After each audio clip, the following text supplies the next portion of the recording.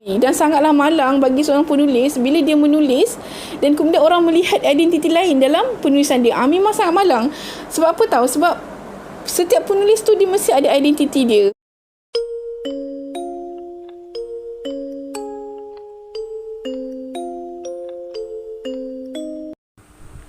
Selamat datang ke Ija Story Mori. Jangan lupa tekan button subscribe dan like. Selamat menonton. Hai, Assalamualaikum dan bertemu sekali lagi dalam channel Ija Story Mori. Okey. Hari ini saya nak bercerita ataupun saya nak membawa topik 5 tips penulisan. So, apa kita tunggu lagi? Jom. Okey, sebelum saya masuk kepada topik yang pertama, saya nak bagi tahu untuk topik kali ini lebih kepada mereka yang mungkin dah pun menulis ataupun kepada beginner. So, topik yang pertama adalah apa-apa yang kita buat mesti berkaitan dengan niat. So, yang pertama adalah niat. Okey, bila kita nak menulis, kita kena setting niat kita. So, macam sebelum ni dalam saya ada cakap dalam topik-topik sebelum ni kan.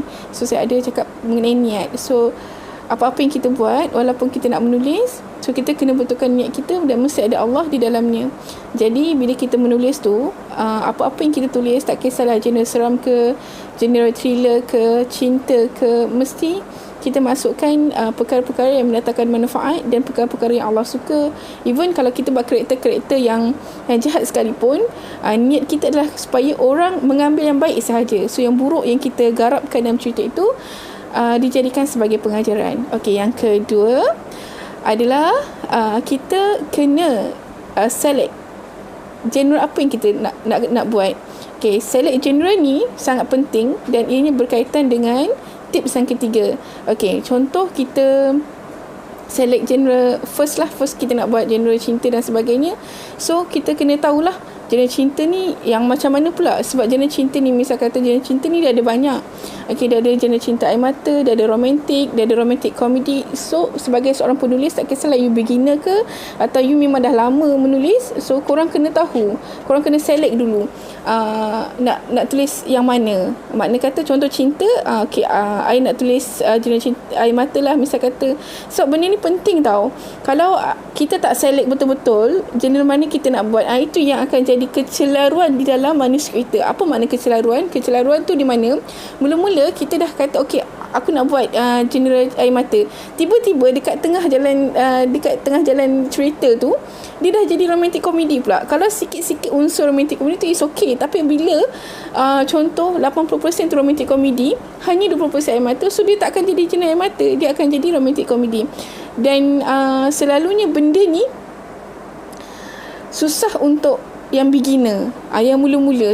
That's why saya kata yang tapi sebenarnya tips ni bukanlah hanya untuk beginner saja. Ada juga beginner yang dia start buat memang dah kebabum kan novel dia. Ada juga yang dah lama tapi still lagi stuck. Kenapa aku buat ni tak jadi? Kenapa bila aku menulis genre mata orang gelak pula kan? Scene-scene yang ada dalam tu. Maknanya kata benda tu tak sampai tau. So that's why sangat penting untuk kita, tak kisahlah beginner ke ataupun memang dah lama menulis, sangat penting untuk korang tahu genre apa yang korang nak buat. Dan tips yang ketiga adalah ilmu. Ni yang saya kata tadi, ilmu. Tips yang ketiga adalah ilmu kan. Ilmu ni dia berkait rapat dengan genre tadi. Okey, kenapa saya kata macam tu? Okey, setiap genre dia mempunyai ilmu yang berbeza. For example, macam saya katakan genre cinta. Genre cinta sendiri dia ada banyak pecahan dia. Bukan orang kata okey aku menulis genre cinta sahaja satu ilmu aku boleh buat semua. No. Genre cinta dia ada pecahan dia. For example, cinta air mata, cinta romantik, cinta romantik komedi. Thriller lah. Mungkin thriller pun ada banyak kan. Misteri dia lebih kepada macam, walaupun thriller dia tu tak macam pembunuhan tu tak kejam, tapi dia banyak macam misteri dan sebagainya kan. So thriller pun saya yakin ada pecahan dia. Even horror pun, saya tak pernah menulis horror, tapi saya yakin horror pun kalau korang nak menulis mesti ada ilmu. Jadi apabila korang dah kenal pasti tips yang kedua tadi, itu genre apa yang korang nak buat, korang kena cari ilmu yang berkaitan dengan genre tersebut. Okey, macam mana nak cari ilmu ni? Lagi-lagi mesti COVID-19 ni kan. Kalau dulu mudahlah kita kata, oh korang boleh je pergi mana-mana kelas. Banyak sebenarnya senior-senior writer yang menyediakan kelas. Saya tak pernah lah menyediakan kelas kan. Okey, saya bagi tips ni sekadar sesiapa yang nak ikutilah.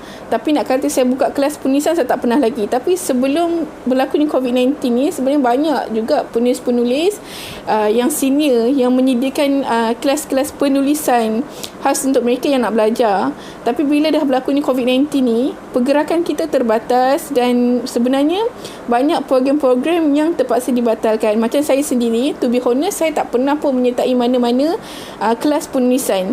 Tetapi pendekatan yang saya buat adalah saya sangat suka membaca. Bila saya membaca, bukan sekadar baca-baca, saya suka mengkaji. For example, saya baca satu novel ni, contoh novel ni memang novel cinta lah. Contoh dia punya genre dia Cinta Air Mata. So saya kaji, oh macam ni rupanya dari segi formula dia.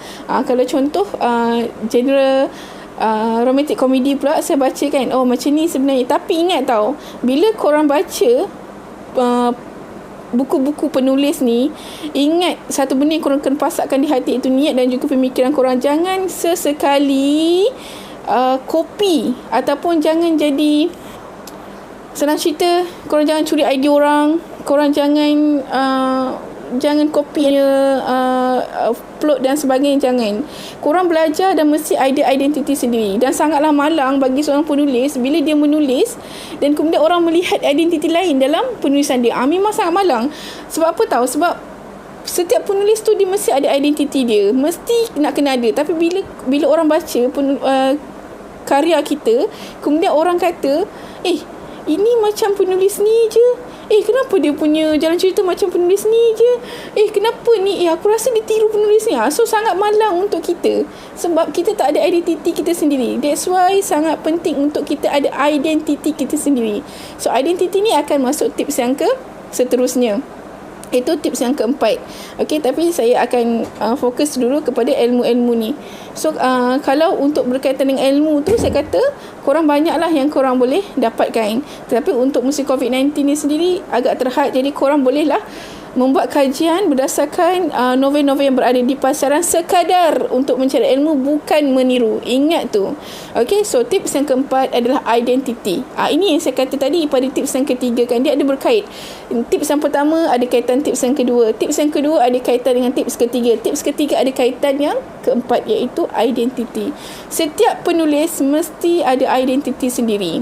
Senang nak cakap, contoh korang banyak nama pena, tapi bila orang baca korang punya karya, ada tahu, aku rasa dia ni nama pena sekian lah, sebab jalan cerita dia sama. Bukan jalan cerita dia sama, gaya bahasa dia sama, identiti dia sama. Identiti makna kata kita ni contoh saya macam Ija Hadijah kan.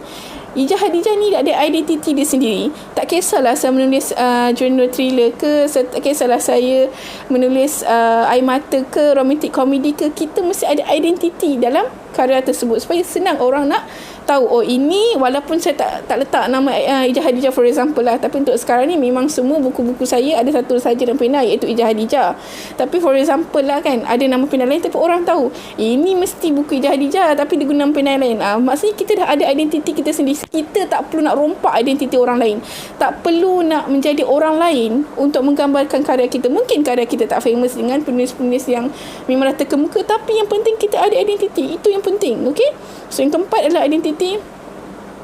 Dan yang kelima, ini sangat penting. Okay, yang kelima adalah percepatkan tindakan. Mesti nak kena cepatkan tindakan. Pernah tak dengar orang kata, oh aku dah pasang niat dah, aku nak menulis kerana Allah, mencari rezeki yang halal kerana Allah, mudah-mudahan karya aku mendatangkan manfaat. Dah masuk dah tips yang kedua ni. Dah masuk dah tips yang kedua, dah masuk dah tips yang ketiga kan. Dah tahu genre apa nak buat, dah ada ilmu, dah tahu identiti sendiri, tak perlu nak tiru-tiru orang kan. Tiba-tiba pula bila kelima ni, tak apalah, tahun depan lah aku start. Tak apalah, tahun 2022, 23 kan aku start. So, benda tu tak akan berlaku. Setiap kejayaan mesti bermula dengan langkah yang pertama. So, sebagai seorang yang ingin menjadi penulis, korang kena mulakan langkah yang pertama, iaitu percepatkan tindakan, jangan tangguh-tangguh lagi.